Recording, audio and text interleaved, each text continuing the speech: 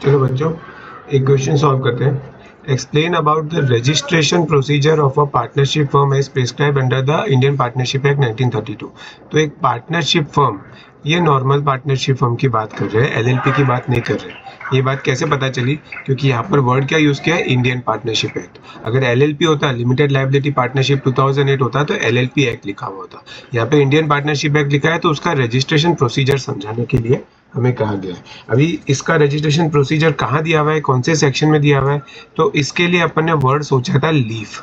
ठीक है, अपन ने ऐसा सोचा था कि एप्लीकेशन एक लीफ पे लिख के दे रहे हैं, तो उसके हिसाब से सेक्शन नंबर क्या बन जाएगा? Leaf L. ठीक है, और उसके बाद में है एफ।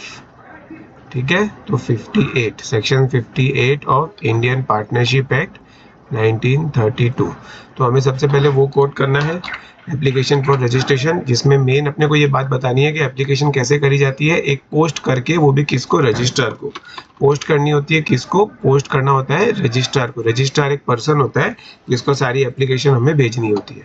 उस तो एप्लीकेशन में क्या क्या दिया हुआ होगा? फर्म का नाम दिया होगा, फर्म का प्रिंसिपल प्लेस ऑफ बिजनेस मतलब कि मेन प्लेस ऑफ बिजनेस, जहाँ पर उसकी हेड ऑफिस होगी। फिर उसके बाद में उसके कोई ब्रांचेस भी हुई तो name of the other places भी देना होता है। Date of joining of each partner, name and address of partner और ड्यूरेशन ऑफ द फर्म, ये सब चीज़ें उसमें मेंशन करनी होती है। ठीक है, एक तो ये बताना है, और फिर एक सेक्शन 59 बताना है जिसमें फाइनली रजिस्ट्रेशन हो गया है। तो कैसे पता चलता है कि रजिस्ट्रेशन हो गया है?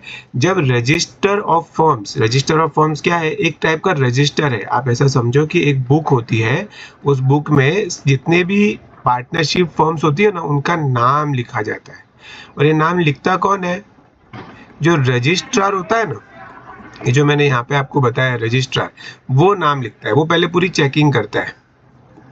क्या चीज़ की चेकिंग करता है? कि जो भी डिटेल मांगी गई है, फर्म का नाम, principal place of business, other place of business, date of joining of each partner, name and address of each partner and duration, ये सब चीज़ें अगर प्रॉपर्ली मेंशन है तो फिर वो इस बुक में, इस रजिस्टर में उस फर्म का नाम लिख देता है। और जब इस रजिस्टर में उस फर्म का नाम लिख दिया जाता है तो ऐसा माना जाता है कि वो फर्म रजिस्टर हो गई है, उसका रजिस्ट्रेशन खत्म हो गया है। ठीक है, ये 6 मार्क का क्वेश्चन है। मैंने आपको मेन बातें बता दी है। एक तो सेक्शन 58 कोड करना है और एक सेक्शन 59 कोड करना है। ठीक है, उसको कैसे डिटेल में लिखना है वो एक बार आप स्टैंडर्ड आंसर से देख लीजिएगा।